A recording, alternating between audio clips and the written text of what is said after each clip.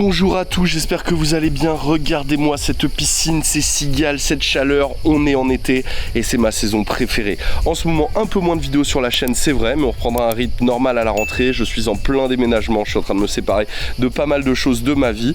Mais aujourd'hui, je tenais à vous emmener visiter une pièce d'élevage incroyable. Aujourd'hui, on va partir tous ensemble chez Jordi. Jordi, c'est le cofondateur de la marque Delta Terra. Vous allez voir, c'est incroyable.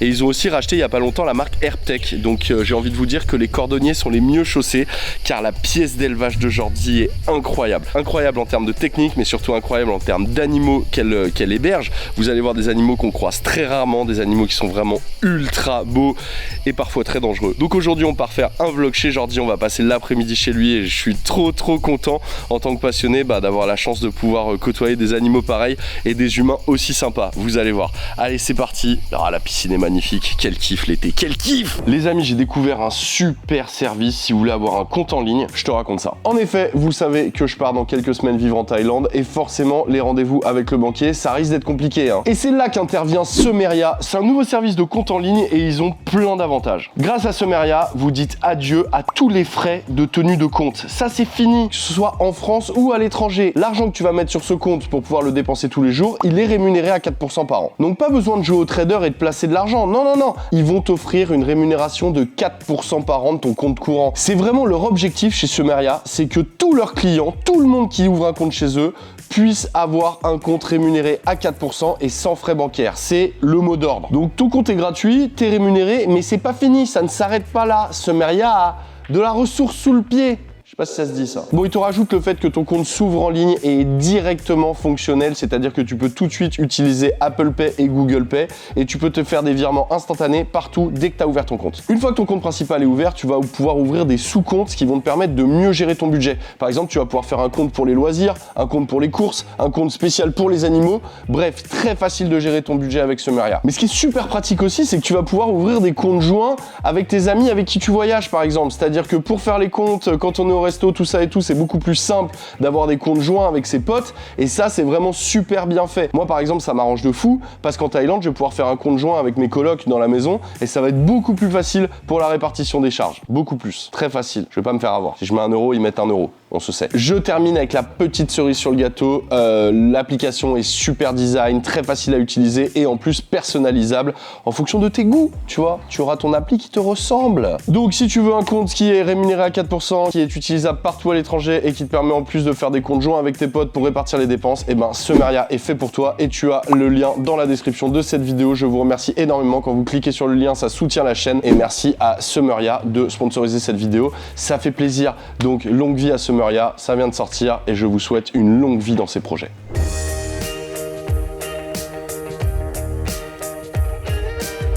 Ok les amis, on se retrouve directement dans la pièce de Jordi. Merci beaucoup de nous accueillir, ça fait toujours très plaisir. On s'était pas vu depuis 2 mois, on s'est vu en Thaïlande la dernière fois. C'était trop cool, on a été faire du harping ensemble, c'était trop cool. Il a trouvé son premier python réticulé, j'étais là. Sans lampe. Ouais, sans lampe. Je tiens à dire que t'étais le seul mec. Ouais, c'est vrai. T'étais le seul mec du groupe qui avait pas de lampe et t'as trouvé le premier réticulé. Franchement, c'est très belle prestation. Jordi, vous l'avez déjà vu sur la chaîne, c'est un ancien dans l'élevage depuis longtemps. T'es passé par un peu tout dans l'élevage. Ouais, enfin voilà, ferme tropicale, Latoxan, Venom World, Delta. Mais quel CV, quel CV. Donc il a toujours été à fond dans le venimeux, il faut le savoir, et aujourd'hui on est chez lui, donc déjà beaucoup de chance de pouvoir venir tourner dans cette pièce, parce que je vous le dis direct, il n'y a que de l'épicerie fine, c'est-à-dire qu'il n'y a que des animaux qui sont vraiment sublimes, magnifiques, parfois vraiment pas courants, et il a des méthodes de maintenance qui sont vraiment cool, on va en parler, et il reproduit plein de trucs, dont de l'épicerie très fine. Vous n'êtes pas prêts dans cette vidéo, vous allez voir des serpents que je pense vous ne verrez rarement ailleurs que sur cette chaîne. En tout cas, vous allez voir des animaux qui sont vraiment incroyables, donc c'est parti, on va commencer par faire le tour. Combien de mètres carrés la pièce? Je dirais 65 et il y en a d'autres qui vont arriver. Pas mal, 65 mètres carrés et les mètres carrés vont se rajouter. T'élèves principalement, donc je vois dans des bacs, je vois 2 marques en gros. C'est les nôtres. Voilà, donc c'est ces 2 marques, donc c'est ce que j'allais dire.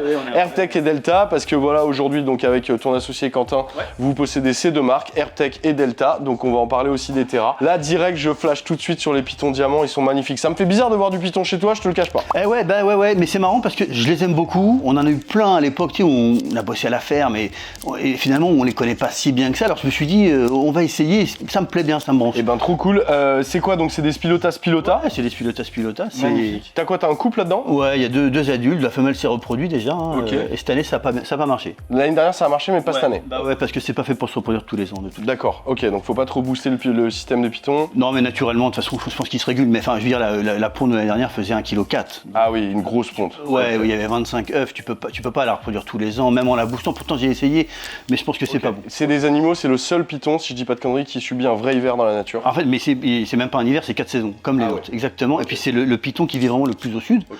Donc il a un été, un automne, un hiver et un printemps. Il hiberne pour de vrai, enfin il hiberne, on va dire qu'il brumate plutôt, c'est-à-dire que ils ont... Du terme brumation en anglais. Non, mais C'est pas une vraie hivernation. Voilà, c'est-à-dire que voilà, c'est une activité au ralenti, mais l'animal quand même peut sortir et se thermoréguler. Donc c'est pas une... C'est pas un ours qui va dormir dans sa tanière pendant 5 mois. Ok, voilà. C'est pas la vipère aspic qui se met sur off pendant quelques mois et lui il continue d'avoir une activité où même s'il a froid la nuit, il va se réchauffer la journée. Ce qui est marrant, c'est qu'en plus il change complètement d'habitat pour les adultes. Hein. Il change d'habitat en fait selon les saisons. Okay. Hein, et par exemple, les hivers, généralement, il est pas sur des pentes assez rocheuses qui permettent d'emmagasiner quand même de la chaleur la journée quand il y a un peu de soleil.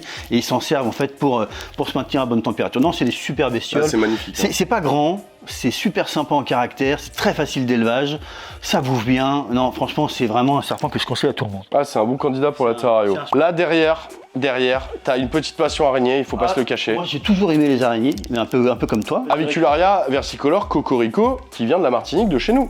Caribena, qui s'appelle Caribena. Ouais. Donc c'est une magnifique migale multicolore, vraiment très belle, qui vient des Antilles et donc qui vient de la Martinique et tout, qui est vraiment super belle. Et là, c'est quoi ce que t'as dans ton terrain au milieu? C'est des Monocentropius balfouri. Ah, c'est communautaire? Complètement, ouais. Ah ouais. C'est endémique à l'île de Socotra. Et en fait, j'ai récupéré une femelle qui m'a fait un cocon, donc qui a été fécondé avant.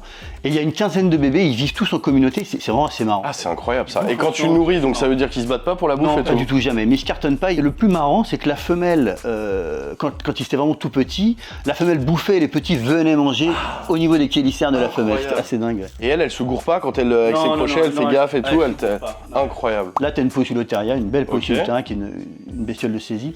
Et là, une Irminia, bon voilà. Moi, Comment ça, une bestiole de saisie? Parce que comme t'es capacitaire, quand des gens se font saisir, tu peux récupérer les animaux. Ouais, mais c'est pas moi qui l'ai récupéré, c'est Rémi qui l'a récupéré et qui me l'a filé. Mais ça peut marcher en tant que capacitaire, tu peux récupérer des animaux de saisie. Donc ça veut dire que parfois, quand les gens ils vont être hors la loi, les autorités vont décider chez qui partent les animaux. Et si par exemple ce sont des animaux qui sont hors la loi et dangereux, il faut qu'ils partent chez des gens qui sont habilités à avoir ces animaux. Donc toi en tant que capacitaire, parce que t'es capacitaire quoi? Full reptile? Ouais, reptile, amphibien et...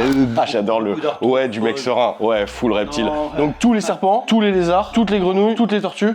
Oui, toutes les tortues, sauf les tortues marines, les crocos. Ah ouais, t'as un beau CV. Ouais, et puis il y a beaucoup d'insectes, tous les phasmes, les fourmis, les arachnides d'une manière générale. Okay. Ah ouais, donc toi en cas de saisie, c'est le bonheur, on peut tout te refiler quoi. Tu peux... Du calme. Donc les araignées, petit Terra Delta, ils sont bien vos bacs, hein. Ils sont bien pour la maintenance des araignées et les insectes et tout. Mais en plus, je trouve que vraiment les araignées, c'est dommage parce que ça reste quand même des super animaux de terrarium. Ah bien sûr. C'est hyper adapté, c'est facile, c'est pas emmerdant, c'est super... Ouais, puis c'est hyper adapté à la captivité dans le sens où une femelle adulte de migale, elle va vivre sur l'équivalent d'une feuille A4 toute sa vie, quoi. Donc quand on reproduit dans un terrarium, elle a vraiment de quoi... Là, on a une grosse Theraphosa aussi, mais... Ah ouais? Ouais, mais elle est planquée, là. Une blondie? Non, c'est une styrmie. Ah, une styrmie. Il y a plusieurs Theraphosa, il y en a 3, non, il y a Apophysis, styrmie et le blondie, je crois. Voilà. J'étale un peu ma science, hein. Vous voyez, j'essaye de... Mais pour faire la différence entre styrmie et Theraphosa, c'est pas si simple, mais c'est facile en fait. Les styrmies n'ont pas de poils sur le patel. D'accord. Qui correspond au genou. Ouais, bien sûr. S'il n'y a pas de poils sur le patel, c'est une styrmie. Va mettre ta main dans le... Attends, on va essayer de la faire sortir. Vas-y, viens. Ouf. Mais toi, t'es un chaman... Ah ouais, elle est balèze. Putain, elle est magnifique, hein. Ah ouais. Alors tu vois, le patel, c'est ça. Ouais, le genou quoi. Segment, ok, voilà. donc là le fait qu'il n'y ait pas de poils, ok, donc c'est une styrmie. Ouais, bon, je pense qu'on a perdu tous les arachnophobes de cette vidéo au moment où la styrmie a jailli du tronc. Ça fait combien de temps que tu l'as? Elle est vieille? Ça fait 3 ans que je l'ai et je l'ai eue, elle était comme ça. Ah, donc elle a bien grandi chez toi quoi. Elle a vachement grandi, ouais. Okay. Et je la nourris pas beaucoup. Et ce qu'il faut savoir, c'est que la plupart des Theraphosa, donc il faut pas trop les nourrir, ça déjà c'est une chose, et surtout elles n'aiment pas la chaleur du tout. Alors ça n'aime pas du tout la chaleur et surtout ça a besoin de... Ça boit pas mal et ça a besoin vraiment une grosse hygrométrie. Ok, Donc, quand tu dis que ça aime pas la chaleur, c'est-à-dire on monte pas au-dessus de combien, 23, 24? L'idéal, c'est 25. Ouais. Ouais, ok, 25 degrés. 25 degrés, pas c'est des parfait. animaux qui vont surchauffer et tout. Canon, elle est bien dans son petit bac là. Ouais, nickel. Ah, canon. Oh là là, Jordi.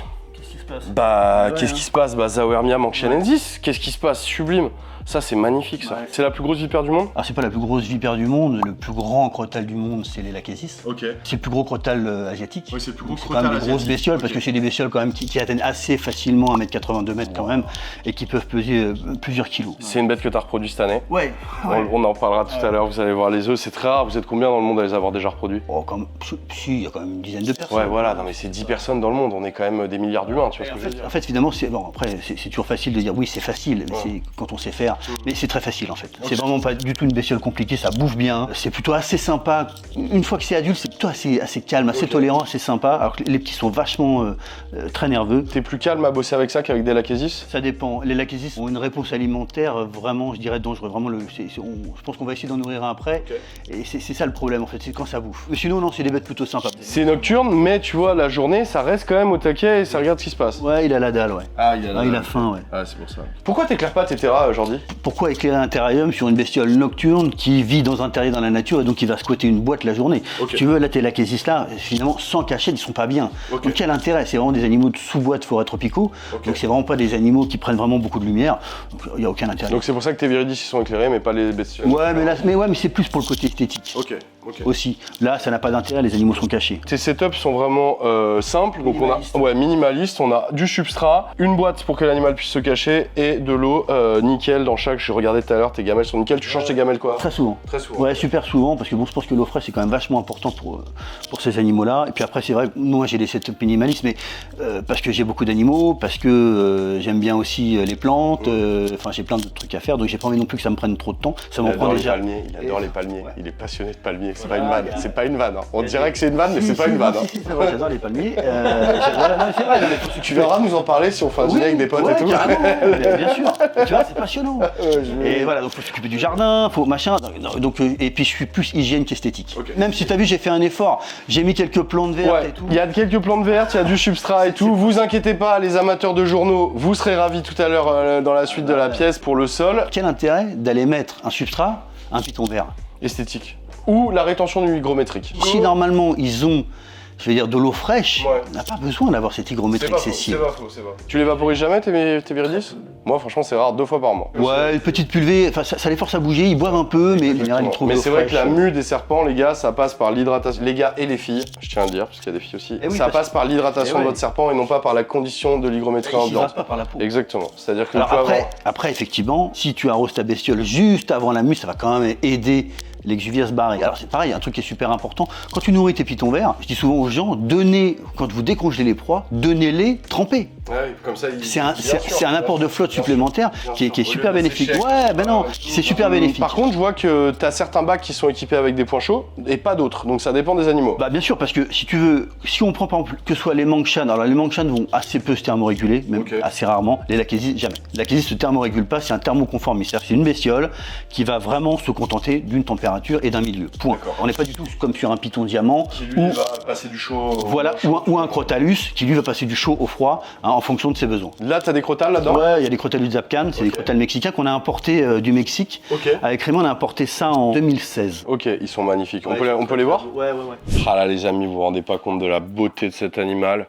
Et il est superbe. Il est calme, hein? Elle est calme, ouais. Ah ouais, elle est calme. Ouais, elle est plutôt assez.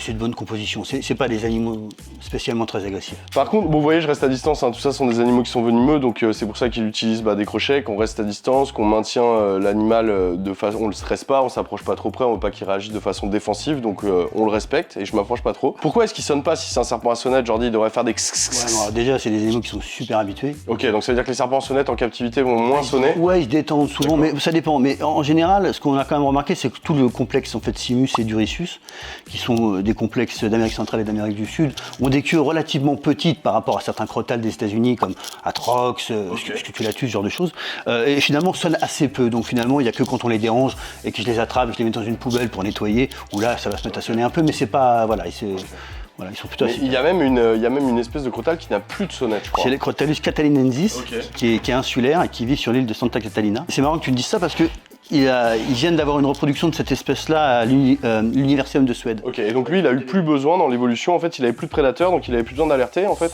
On sait pas trop. C'est l'hypothèse. Ok, c'est l'hypothèse. Attends, juste petite question. Si là, je me fais envenimer énormément, genre une sale morsure, plein bras, c'est chaud? Ouais, c'est chaud. Ah ouais, c'est chaud. C'est-à-dire que même avec un traitement, même avec une prise en charge, même avec de l'antivenin, même avec tout ça, c'est chaud. C'est très variable, très aléatoire. Il y a tellement de facteurs qui vont rentrer en ligne de compte sur une envenimation que c'est difficile à dire. Mais d'une manière générale, une morsure plein bras, avec 2 crochets, avec une bestiole qui t'a attrapé parce qu'elle a confondu ta main avec un rongeur, ça peut pas bien se passer, c'est pas possible. Faut vraiment réaliser aussi, c'est que ce sont des animaux, je pense que ça doit être compliqué au quotidien de ne pas perdre la vigilance. Quand ça fait des années que tu élèves ces animaux, forcément tu arrives à un moment dans un espèce de truc où tu te méfies un peu moins, où t'es machin, et en fait ton pire ennemi c'est toi-même en fait. Faut être prudent, faut être à ce qu'on fait, concentré, et ne peut-être pas brûler les étapes, surtout parce que beaucoup de gens veulent démarrer dans l'élevage de ces animaux-là, et c'est une bonne chose je pense, mais quand même attention à ne pas brûler les étapes. Et formez-vous. Venez voir des gens comme Jordi, il y a plein de formateurs différents en France aujourd'hui où vous pouvez vraiment acquérir les compétences, s'inspirer des compétences des autres et venir acquérir de l'expérience. Et vraiment formez-vous, mais ne jamais oublier que entre la vie et la mort, il y a une morsure parfois. Quoi. Ah ouais, bien sûr. Ouais. Je vois que là-haut, tu as encore du Morelia viridis. Bon déjà, j'adore vos bacs Delta et c'est vraiment top quand on voit comment ils sont agencés, les ventilations, la petite grille de fond, là c'est vraiment très propre pour les bêtes arboricoles et même le petit rond là de chauffe. Ça c'est le travail du designer. Ah c'est top franchement, Quentin il bosse vraiment super bon dans le design, c'est vraiment très beau ces bacs. Si Morelia viridis à roue, on avait une petite envie de viridis, Jordi, c'est pas ça? Ouais, mais complètement, parce que ça fait un moment que je tournais autour et en fait on a eu l'occasion on a échangé ce couple-là contre des terrariums tout simplement. En fait, et c'était une occasion, on les a trouvés plutôt assez jolis, sont propres. J'avais envie de ouais, et puis ça change un petit peu. Bah ouais, puis c'est magnifique, franchement, c'est trop beau. C'est bien vos petits supports de flotte là. Ah ouais, ça franchement c'est top. Et ça ils adorent et tout, c'est vraiment top. Là j'ai vu que tu avais fait une petite batterie là d'ailleurs. Ouais, celle-là elle est pas équipée encore. Ah c'est canon ça. Mais on va rentrer pas mal d'arboricoles, donc du coup on va l'équiper, on a commencé à l'équiper de l'autre côté. Okay. Vous êtes content Delta, l'implantation se passe bien? Ouais ça va. Super. Ouais, super. C'est nouveau, je veux dire on n'avait pas ça du tout en France, donc en plus made in France, fabriqué en France, c'est vraiment le bonheur. Et c'est vrai que à la fois esthétiquement c'est canon, faut pas se mentir, vous allez voir il y a la même version éclairée derrière, vous allez voir c'est trop beau, mais surtout techniquement pour nous éleveurs et tout, c'est vachement bien. C'est pratique, c'est vachement bien, c'est bien ventilé, il y a des petites finitions, on sent que le designer est... Et puis on les a fait pour nous. Et en plus, à la base. Fait par des éleveurs. Pour nous. Des éleveurs, tu vois. Bon là on est dans une partie de ta pièce où t'as pas mal de recul pour bosser quand même parce que ça c'est sûr. Et ouais, parce que comme ça je peux manipuler les gros sans trop de difficulté parce que là il y a quand même des gros là il y a des gros spécimens. Donc dès l'Achésis, t'as toujours été en kiff sur cette espèce. Depuis que je te connais, depuis que j'ai je sais pas 18 piges, 19, 20 ans peut-être. Je t'ai toujours vu en kiff sur cette espèce. Tu les as toutes reproduites? Sauf Mélanocéphala, on les a reproduits à Venom World. Moi ici pas encore, mais sinon Stenophrys et Muta. Ah ouais, donc t'as déjà un beau palmarès là-dedans. Montre-nous-en un qu'on puisse voir en... Je vais me reculer. Tu as un gros, un bébé ou... Bah non, un gros, on a envie de voir un gros. Ouais. Mais vous voyez ce qui est cool quand je disais qu'il faut pas rester dans une routine et il faut rester faire attention, c'est qu'il utilise vachement de matériel de crochet, mais tout à l'heure il a ouvert des tiroirs et au lieu de les ouvrir au crochet, il a mis des gants comme ça. Donc même après, ça fait combien de temps que tu élèves du Venom, Jordi? Au moins 25 ans. Voilà, donc même après 25 ans d'élevage, de routine et tout, il continue d'appliquer vraiment tous les process de sécurité. Et ça, c'est vraiment, c'est bien, je pense. C'est bien pour la suite. Vous voyez, moi, je reste à distance avec ma GoPro. Je vais même me rajouter encore un petit truc là. Oh là là. Ça, c'est chaud. Ouais.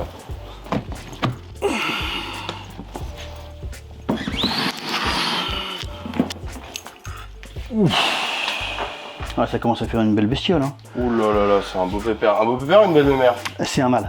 Donc ça c'est un mâle, c'est un Lachesis... Non. Ça c'est un Muta. Ah c'est un Muta, ouais, donc Lachesis Muta, le maître de la brousse. Il y a une grosse différence de comportement entre le jour et la nuit. C'est-à-dire que le jour, c'est des animaux quand même super placides, relativement calmes et très faciles à gérer finalement, avec un minimum de recul bien sûr. Et par contre la nuit, le comportement est complètement différent. On ne pourrait pas faire ça la nuit avec un spécimen qui est en embuscade, c'est pas possible.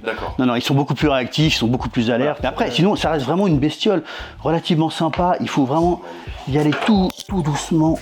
Et en fait, ça fait vraiment une grosse bestiole. Je sais pas, il doit faire 4 kilos. Putain, il est sublime. Il est né... Non, il est pas né chez toi celui-là. Non. C'est vrai qu'ils ont l'air ultra placides dans la journée. Ouais, la journée c'est très cool. Alors après, le truc c'est que quand on les manipule, on peut pas les manipuler juste avec un crochet, on est obligé de mettre la main. Parce que c'est trop gros, c'est très inconfortable pour eux, et puis on risquerait de les blesser. Okay. Donc c'est le seul truc. Mais sinon c'est des bestioles quand même très sympas. Jordi, pourquoi il a des pics ce serpent sur le dos là? Alors on sait pas trop, mais l'hypothèse principale, c'est que ça leur sert en fait à élargir la loge des terriers qu'ils squattent. Non, c'est pour creuser? Ouais, exactement. Oh, incroyable. Parce que c'est des animaux qui finalement passent une grande partie de leur vie finalement sous terre. Et donc ils squattent généralement des terriers de tatou ou d'agoutis. Ils bouffent l'agouti et après ils... Alors pas du tout. C'est un serpent qui est incapable de manger des grosses proies. Il n'est pas fait pour. Pour plusieurs raisons. La première, c'est que la gorge est très peu extensible. Si on regarde bien finalement, en fait il a une toute petite tête. Ouais, la tête est toute petite. Ouais. Pour un animal de cette taille-là. Taille et tout, et en fait un animal de cette taille-là, il est absolument incapable d'avaler un rat de 500 grammes. Non seulement il ne peut pas l'avaler, mais encore moins le digérer. Oui, alors qu'un boa constrictor de cette taille-là ou beaucoup d'autres animaux de cette taille, voilà, sans problème. Donc c'est des animaux en fait qui mangent des petites proies de manière très régulière. Et donc ces picots, c'est pour écarter le terrier, quoi. Voilà, ce qui leur permet d'être vraiment comprimés dans ces loges-là, et donc finalement à l'abri des prédateurs. Parce que tu sais que le prédateur principal de l'Achésis, finalement, il y en a deux. Ah, j'en connais un. C'est quoi? Le pécari. Le pécari, et c'est un autre serpent principalement, c'est le Clélia clélia. Ok. Sur un, en fait, il est bouffe. Qui est au chauffage aussi? Complètement. Ok. Mais le pécari, on n'aurait pas cru qu'un cochon allait s'attaquer à ça, quoi. Bah si, parce que tu sais, ils vivent ils vivent en troupeaux relativement nombreux.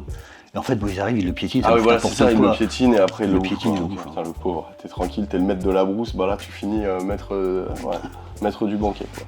Ok, trop cool.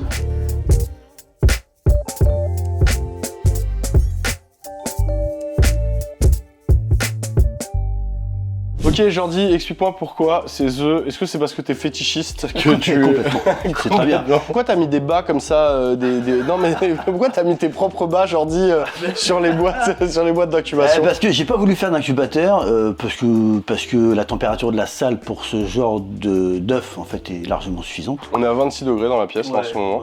Voilà. Donc, et puis même si on était à 24, ce serait bon quand même. Okay. Et en fait le problème c'est que comme beaucoup d'éleveurs, on a toujours des petits problèmes de phorides. Les mouches. Voilà. Les mouches phorides, vous connaissez ça vous? Des trucs qui rentrent dans vos terrariums et qui viennent tout manger, y compris les animaux des fois. Surtout les animaux morts quand même, ou très faibles. Mais les grillons pourris qui peuvent être restés, ou les trucs et tout, les phorides, elles viennent. Voilà, et tu vois là, t'en as un. Ouais. En fait c'est consécutif au fait que, tu vois, j'ai un œuf que j'hésitais un peu, je l'ai mis quand même, mais finalement il n'est pas fécondé. Okay. Donc normalement si tu mets pas un truc comme ça, en fait c'est envahi de forêt parce qu'ils vont pondre dessus. Okay. Et j'ai surtout pas envie. Donc je mets ça pour éviter justement d'avoir des... Petit tissu autour de la boîte d'incubation. Ouais, c'est un collant tout con. On incube sur perlite. Avec un peu de sphène. Ouais, j'ai mis un peu de sphène aussi pour bien maintenir l'hygrométrie. Là, je l'ai pas fait. Là, on a une ponte de l'Achésis. Donc l'Achésis muta. Ouais. Ok. Et là, on a une ponte de Zawermia. Et Protobothrops. Ça, c'est cool quand même. Ça faisait combien de temps que t'attendais ça? Des années. Ouais, bien sûr. Bah oui, quand même. C'est des serpents, qu'il disait tout à l'heure, il y a une dizaine de personnes dans le monde qui les ont reproduits. T'as combien d'œufs? Il y en a 18 de bons. Ok, 18 de bons, donc trop cool. Qui va acheter ça? Parce que qui achète des serpents qui adultes? Déjà, je pense que je vais m'en garder quelques-uns. Okay. Puis après, je sais pas, on verra. Peut-être. J'aimerais bien essayer de faire des échanges de lignées, parce que l'avantage c'est que la lignée qu'on a là, les parents sont vraiment non consanguins. Il y a une traçabilité parfaite des adultes, donc ça c'est cool. Donc il y a quelques mecs en Europe qui ont des lignées assez sympas, des animaux assez sympas, notamment un Tchèque qui les élève dehors une partie de l'année. Okay. Il a vraiment des très beaux spécimens et j'aimerais bien faire des échanges de lignées. Ouais, voilà. Et puis après, je sais pas, après on verra. Non mais quand je dis qui, en fait c'est destiné à qui? Parce que c'est vrai que c'est des animaux qui deviennent très gros, qui sont très dangereux, qui sont venimeux. Il y a quelques centaines entre guillemets de personnes en Europe, des candidats potentiels pour ce genre d'animaux, quoi. Tu vois, ça court pas les rues, parce que quand bien même tu peux élever des animaux venimeux, bah, il faut avoir plus la place pour ça devient gros. Donc c'est vrai que quand on élève ce genre d'animaux, très vite, tu trouves des gens qui les veulent. Je me souviens, les Lachésis par exemple, ces animaux qui étaient recherchés, tout le monde en voulait et tout, mais en fait, une fois qu'on t'en a vendu à 15-20 personnes en Europe, ça court pas les rues, les gens qui élèvent ce genre d'animaux. Non, ça court pas les rues. Au-dessus, magnifique, des petits Trimeresurus. Ouais, bon, alors là, en fait, justement, on a équipé les batteries à côté, parce que là, ils ont largement la taille pour être passés dans des bacs beaucoup plus grands. Ok. Donc voilà, quelques Trimeresurus, parce que j'aime bien ces Gumprechti. Ah, ils sont très beaux, très très beaux. Et là, en dessous, petit chouchou, moi j'adore. Ouais. Trimeresurus insularis bleu, la vipère de Komodo. Ah ouais, elle est superbe. Ils sont pas tous aussi bleus, hein. Je vois, il y en a, ils sont plus bleus que d'autres, quoi, tu vois. Et elle est bien bleue quand même. Ah, finalement, c'est juste un insularis axanthique, finalement. Il est vert normalement. Ah, oui. Ok, donc c'est une morphe en fait des insularis. T'as des formes vertes, des formes bleues et des formes jaunes. Ça a le même venin qu'un albolabris? C'est assez similaire. C'est pas des espèces qu'on peut considérer comme excessivement dangereuses. Ouais. C'est très joli, quoi. très joli. Voilà, je t'avoue, moi j'ai un coup de cœur de ouf. C'est pas l'animal le plus rare de cette pièce, parce que c'est quand même commun, c'est une vipéracile. Oh, c'est des bestioles qui sont super communes. C'est plus une Botrytis, ça a changé, non? Si, c'est Botrytis, mais c'est plus Botrytis schweigeli, c'est Botrytis nigroaspersus. Voilà, Nigroaspersus. Ah, j'ai envie de crever! Putain! Il y a eu toute une reclassification des Botrytis, d'ailleurs il y en a énormément, et ça commence en fait au Costa Rica et ça finit vraiment en Équateur. Mais on le savait, hein, parce que les spécimens de Colombie, d'Équateur n'ont absolument rien à voir avec les Nigroaspersus d'Amérique centrale. D'accord, c'est vraiment superbe. Ah mais c'est magnifique, c'est vraiment un serpent. Ça pour les gens qui veulent se lancer dans l'élevage des venimeux, ça a que du bon. C'est un bon premier candidat. C'est magnifique, okay, ouais. C'est super facile d'élevage. C'est assez facile à alimenter, même les jeunes. Il y a un polymorphisme hallucinant. Énorme, elles peuvent être vertes, il y a des phases, la Christmas phase où elles sont vertes et rouges. Elle est jaune et rouge, je sais pas. Les jaunes et rouges, il y a des jaunes et blanches, il y en a qui ont des points noirs. Mais il faut quand même garder à l'esprit que ça reste, c'est un fer de lance en fait. Hein. Donc okay. le venin est quand même un venin dangereux. Mais là encore, se faire mordre par un animal comme ça me semble difficile. Ouais.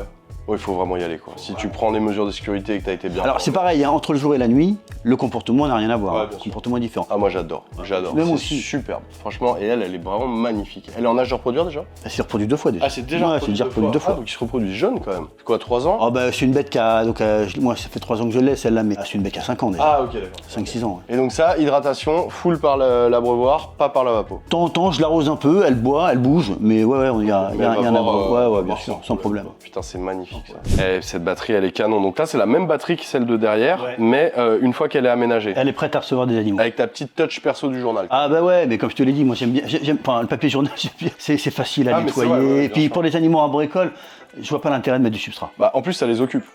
Avec la lecture, tu vois. Non mais toi, de toute façon, voilà, c'est un parti pris. Hein. Il y a des gens qui, moi, je trouve que la batterie est magnifique avec les plantes. Bah là, forcément, je me dis. Tiens, ouais, mais là, regarde, enfin, la batterie est blanche. Ouais. Demain, t'as un problème d'acarien. Ah bah tu le vois tout de suite, c'est sûr. Alors, déjà tu vois tout de suite quand t'as du substrat, tu fais un bioactif, c'est bien, moi j'aime beaucoup, mais comment tu fais? Le pragmatisme. Quand on a beaucoup d'animaux, c'est compliqué quand même d'avoir des bacs, enfin...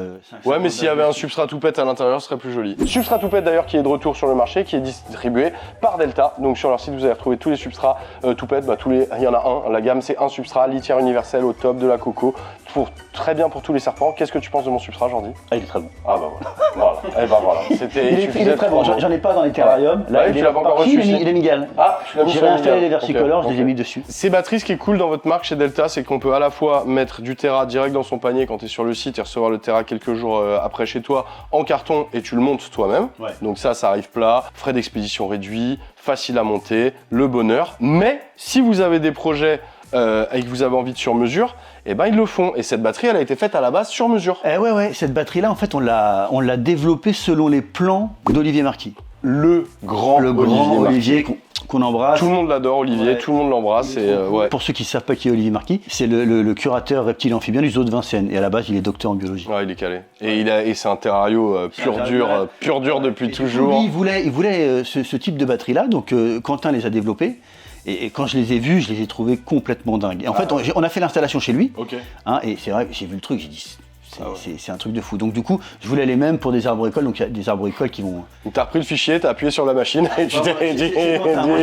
Et vous êtes refait la même. Franchement, elle est canon. Et bien ventilée. En fait, on l'a pensé pour nous. Hein. Ah mais c'est trop bien. Et puis là, les petites trappes, tu vois, qui donnent accès à la technique, ça fait plaisir parce que du coup, visuellement...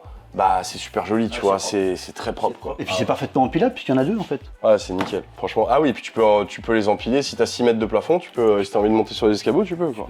Ah franchement, c'est vachement bien. Budget d'une batterie un peu comme ça vaut combien? Ça vaut 1800 €. Pour 1, 2, 3, 4, 5, 6, 300 € par bac pour cette qualité. Après, ouais. Ah ouais, bah, franchement, honnêtement. Et puis c'est toujours pareil en fait, c'est-à-dire que quand on a une passion, bah au début on cherche à faire des économies, des trucs et tout, mais c'est vrai que dès que t'investis dans du bon matos, bah tu le récupères sur la suite quoi. Et puis je suis convaincu qu'on s'occupe pas de ces animaux de la même manière, dans des super installations qui nous font plaisir, qui sont esthétiques, qu'on aime bien. Quand tu as des bestioles, dans des terras partout, des boîtes et tout, au bout d'un moment, finalement, tu t'en occupes pas bien. Totalement. Et je trouve que ça donne envie de s'occuper des bestioles quand vraiment tu as des installs qui te font plaisir. Ah ouais, carrément. Franchement, c'est un super argument parce que je suis totalement d'accord avec toi et tout, complètement quoi. Et une fois de plus, les petits supports. Pour tous les serpents arboricoles, ouais. Pour les lézards, et on va mettre, mais on en met même au sol. Hein. Ah, ouais, trop bien. Mais ça, en plus, ce qui est trop cool, c'est que dans ce genre de batterie, tu peux élever du Morelia viridis, du Rhacolechianus, des tonnes de... Il y a énormément d'animaux qui s'adaptent à ces volumes. Ah ouais, c'est top, tu vois, c'est top. Et franchement, c'est vachement bien. Honnêtement, Delta Terra, vous êtes au top. Ah, c'est canon. Les amis, il va nous ressortir un animal. Là, ça a été un Graal, mais un Graal de la terrariophilie pendant hyper longtemps. C'est un python qui vient d'Australie, Morelia carinata. Donc c'est un python qui est pas du tout commun. Hein. C'était vraiment... Ah, c'est vraiment joli. Je crois que c'est la première fois que j'en prends.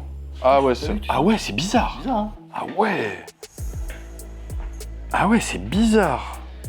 Ah, c'est joli quand même. Morelia carinata, qu'est-ce que tu peux me dire sur ce serpent, Dijon? Qu'il est très proche de Morelia viridis. Ouais, ça se voit, ça Hein, se il sent est même très, dans la très manière proche. dont il se déplace et tout. C'est un animal qui est très bizarre. Déjà, il est extrêmement rare. Il y a très très peu d'observations dans la nature. Donc c'est où ça vit. Hein. Ça vit sur une toute petite région au nord-ouest de l'Australie qui s'appelle la région du Kimberley. Ok. Et c'est une bestiole qui vit dans des zones assez difficiles d'accès, plutôt Comme les rocheuses. Gloerti en fait, Ouais, comme ça, les c'est Gloerti, bizarre. ok. Après, c'est un animal qui est très facile à élever en captivité, qui est hyper rugueux. Ah ouais, Probablement mais hyper rugueux. consécutif au fait qu'il vit dans des zones justement rocheuses, on imagine. Et il a des dents super effilées, très longues. Ok, comme les Viridis. Voilà. Mais alors lui, apparemment, l'hypothèse principale, ce serait qu'il se nourrisse d'une espèce de rat en fait qui perd sa peau pour se défendre.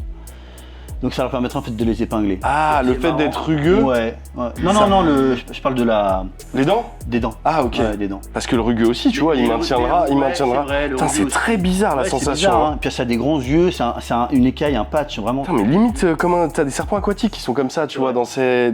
Ah ouais, c'est vrai. très chelou.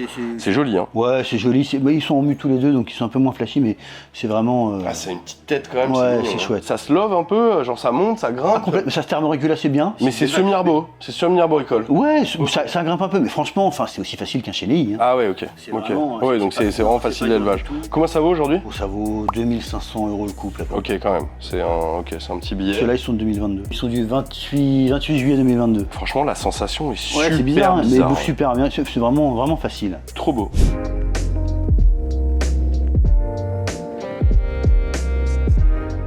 Alors ça c'est incroyable parce que pour moi la Bitis arietan c'était un monstre le truc, c'était énorme. Oui, mais pas tout le temps. Je considère que c'est vraiment le serpent le plus dangereux d'Afrique. D'accord. Et c'est le serpent qui a la plus grande aire de répartition en Afrique. C'est pour ça que c'est le plus dangereux parce qu'il mord le plus parce qu'il est partout. Mais c'est un animal qui est dangereux, qui est cryptique, qui est quand même assez irascible, donc c'est un animal dangereux. D'accord. Donc le problème c'est qu'en plus d'avoir un venin excessif, enfin vraiment un venin toxique, il a un venin aussi qui est particulier parce que souvent les envenimations résultent de problèmes physiques et de séquelles invalidantes assez fréquentes. D'accord. Est-ce que toutes les ariétans sont la même toxicité au niveau du venin ou en fonction d'où elles viennent tu vas trouver des cocktails de venin un peu Non, c'est sensiblement à peu près les mêmes. Ce qui est étonnant, alors il y a une population relictuelle au Maroc, différents? et puis après on la trouve dans toute l'Afrique subsaharienne. Ok. Et on en trouve une petite population en fait sur la côte d'Arabie Saoudite, vraiment sur la côte ouest. Et ce qui est marrant, c'est qu'on a réussi à en avoir nous pour la production de venin, parce qu'on avait beaucoup de formes différentes. On avait des spécimens du Kenya, Tanzanie, Maroc, Togo, Afrique du Sud, etc. Et on avait ces spécimens d'Arabie Saoudite qui sont toutes petites, qui ont une tête un petit peu différente, et le venin est blanc. Alors que le venin est jaune normalement. Ah ouais, donc il y a quand même des petites différences. Elle vient d'où elle précisément cette localité? Ça, c'est une localité, une petite forme qui vit en Afrique du Sud, dans la région de Kokstad. Mais là elle est adulte? Je pense qu'elle pourrait commencer à se reproduire, ça me semble encore un petit peu jeune, mais oui, c'est pas beaucoup plus gros adulte. Ah ouais, donc c'est vraiment une petite forme. C'est une quoi. petite forme qui va faire 60-70 cm. C'est joli, mais ça a l'air d'avoir quand même très mauvais caractère. Tu sens que t'as pas envie de l'embrouiller. Elle souffle. Ouais, c'est un animal qui est. Ouais, c'est véritablement un animal dangereux, mais bon, après, c'est un animal. Elle mord beaucoup, elle bluffe beaucoup. Ça bluffe pas mal. Ok. Bon, par contre, après, si tu dépasses la ligne rouge, ouais, ça part. Alors, c'est un animal qui frappe extrêmement vite, Ok. dans toutes les positions. Comme ça reste un animal super commun, c'est aussi une vipère qui a été vachement étudiée. D'accord. Et en fait, ils se sont rendus compte qu'elle n'émet aucune odeur. Ce qui est quand même assez incroyable. Donc du coup, ils sont en train de voir si les nasicornis et les gabonicavres font pareil. Et c'est un animal, en fait, ils arrivent en fait à limiter la diffusion de molécules odorantes en fait en abaissant leur métabolisme. Ce qui est vraiment, ils ont fait des tests sur les chiens. Et même les chiens, en fait, on n'arrive pas à les repérer. Donc ce qui est super intéressant pour un animal, aussi Ouais, bien bien sûr. pour pas se faire repérer par un prédateur, mais même en Que termes pour prédater elle-même le reste, quoi. Donc c'est Ah quand ouais. même un animal super intéressant. Bon après voilà. Hein. Ah, c'est magnifique. Moi, Autant j'adore, hein. ces formes-là sont petites, mais après tu as des formes en Afrique de l'Est ou même en Afrique de l'Ouest où là tu peux avoir des spécimens qui peuvent avoisiner les 1m20, 1m30, 1m40, des Ouais, très très quoi, gros 5-6 vipères. kilos, Ouais, même ouais, plus. ouais. Ah ouais. Et c'est marrant, c'est le serpent aussi qui détient le record du monde du nombre de bébés. Il y a eu en Tchécoslovaquie, en République tchèque, une femelle a fait 155 bébés. Quoi? Ouais, 155. Ouais, alors, 155 ouais, bébés? 155 petits, c'est assez énorme. Ça fait pas d'œufs, ça fait des petits vivants. Ouais, c'est vivipare.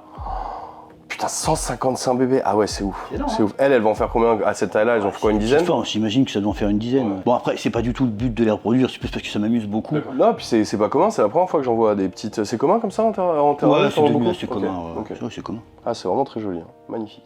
Ok les amis, pour la dernière partie de cette vidéo, on va parler d'un animal qu'on voit très très peu. C'est vrai, on en voit peu des Morelia thraciae. Hein. C'est Simalia. Ah, Simalia, ce n'est plus un Morelia, c'est Simalia Thraciae. On en voit très peu de ça. Ouais, on n'en voit pas beaucoup, c'est pas très commun. Bon, déjà, il n'y en a quand même pas beaucoup en captivité, il y a eu quelques imports. Hein. Mais est-ce que ça n'a rien à voir avec des améthystina? Si, c'est un améthyste. Ah, oui, donc c'est le même complexe. Ça a le même comportement, c'est la même chose. Donc c'est un très grand python. Non, c'est pas un très grand python, c'est des animaux qui font en moyenne 2,50 m, qui peuvent avoisiner les 3 mètres. Voilà, 3 mètres, c'est arboricole. Ouais, c'est arboricole. Ouais. Donc c'est quand même un python de 3 mètres arboricole, le truc est quand même, c'est quand même assez impressionnant. Niveau caractère, ça donne quoi? C'est un améthyste. Vas-y, montre-moi. Oh putain. Vas-y, montre-moi. On va peut-être essayer. On va peut-être pas trop le déranger non plus. Allez, on est sympa, on ne mord pas. Hein. Ah ouais, on va le sortir là-dessus, c'est parfait sur le plateau. Waouh, ah ouais, c'est beau. Ah ouais, c'est très, ok, c'est très joli, c'est très joli. Ça peut partir en une seconde là? Non, je pense pas du tout. Je dirais que c'est des animaux plutôt assez timides et assez peureux. D'accord. Ils utilisent leur boîte? Ouais, assez régulièrement. On a vu un couple passer et on les a achetés. It was at this moment Jackson knew. He fucked up. Ah ouais, c'est réactif là. Ok. Ouais, c'est très réactif. Ouais. Je vais le prendre dans la gueule. Ouais, putain, ça y est, tu me l'avais là. Putain. Ça va aller, ça va aller. Oui, bah oui, il a tapé, c'est rien, t'inquiète. Je vais le prendre dans la gueule. C'est vraiment très joli, tu sens quoi, c'est réactif et tout. Là, ils sont quoi? Ils sont à mi-croissance? Ouais, c'est un jeune mâle. Après, la femelle est beaucoup plus petite. Okay. Elle a mis longtemps à... Ah ouais, putain, il a pas aimé le longtemps, il a pas aimé ta... Tu vas pas me mordre, quoi. Okay. Non, ça va, les vaches, regarde. Ça va, ils sont pas furieux non plus. Non, En vrai, ils sont pas furieux non plus, hein. Ils auraient pu essayer de te mordre, ils pourraient te pisser dessus, il est pas du tout stressé là, le snake, quoi. Il a juste dit, bon, pas plus près. Là, tu vois, hop, il va aller hop dans sa boîte. Ok, jolie bête quand même. Mais j'avoue, quand il fait 3 mètres, au calme. Quand il fait 3 mètres et qu'il est pas content, c'est intérêt de prendre tes précautions. Il a pas aimé ma mini pichenette, vous avez vu? Il a pas aimé, pourtant c'était délicat. Pas aujourd'hui, pas maintenant, pas après tout ce que tu as fait. Bah écoute, franchement, tu sais quoi? La passion, elle est présente et ça fait vraiment plaisir. Ta pièce, elle est au top. J'ai vu des animaux incroyables. Je pense que vous qui regardez cette vidéo, bah j'espère que vous avez apprécié ces petits partages d'expériences d'élevage et ces animaux vraiment au top. Sur Delta Airtech déjà. J'allais dire retrouvez-le sur ses réseaux, mais ouais. Je suis pas... Il avait dit je suis pas très réseau. Alors que bon là tu pourrais te faire plaisir. Mais en tout cas on t'affiche ton Instagram. On peut te contacter via Airtech et Delta Terra. Voilà. Mais même pour des questions de zootechnie, on est toujours prêt à répondre. Bien sûr. Bon, en tout cas vous pouvez voilà, et même utiliser les commentaires de cette vidéo si vous avez des questions et tu pourras les répondre dans les commentaires aussi. Tu vois, on pourra servir de l'espace commentaire pour partager tout ça. En tout cas bravo, ça fait vraiment plaisir. Bon voilà, c'était nickel, des animaux au top, franchement ça fait vraiment plaisir. Donc hâte de se retrouver pour de prochaines aventures. Et peut-être que ce sera en Thaïlande la prochaine fois. Peut-être que là, dans quelques mois, on va te revoir là-bas. En tout cas, ça fera plaisir. On pourrait faire une vidéo ensemble avec Chris tous les 3 spots. Carrément, ouais, ça pourrait être très marrant. Ouais. Et me voilà de retour en train de flotter dans ma piscine. C'était vraiment incroyable cet après-midi. J'ai adoré. Quelle chance de pouvoir avoir des amis qui sont aussi dans la passion, mais aussi calés dans l'élevage d'animaux qu'on croise pas tous les jours. Si vous voulez vous former au serpent venimeux, il y a énormément d'organismes en France qui peuvent vous former à ça. Ne partez pas dans un délire d'élever des animaux venimeux illégalement, parce que ça se retournera contre vous, c'est-à-dire que le jour où il y a un problème, bah, les hôpitaux, les assurances, tout ça ne vous prendront pas en charge si jamais vous n'êtes pas capacitaire. Enfin, les hôpitaux vous soigneront, mais la note, elle sera pour vous. Et la note d'une envenimation, je vous raconte pas ce que ça coûte par jour à l'hôpital, c'est hallucinant. Donc, pas d'élevage d'animaux venimeux sans avoir les autorisations adéquates et sans avoir les connaissances adéquates grâce à des gens qui vous ont formé là-dessus. On se retrouve très vite pour une nouvelle vidéo dans l'été, les amis. En ce attendant, je profite des dernières semaines dans ma piscine. Le déménagement pour la Thaïlande est prévu pour la rentrée, donc on a encore plein de trucs à faire avant de pouvoir bouger. Donc on se retrouve très bientôt. Et en attendant, je vais continuer de patauger un peu dans ma piscine parce que l'été dans le sud, c'est quand même le bonheur. On se retrouve très bientôt pour une nouvelle vidéo. Merci pour vos pouces bleus, vos abonnements et tout ça. Je vous kiffe la famille. L'aventure continue. Allez, à toi de faire le demi-cœur. Regarde, je te fais un demi-cœur. À toi de le faire devant l'écran, l'autre demi. On se retrouve très vite. Bisous.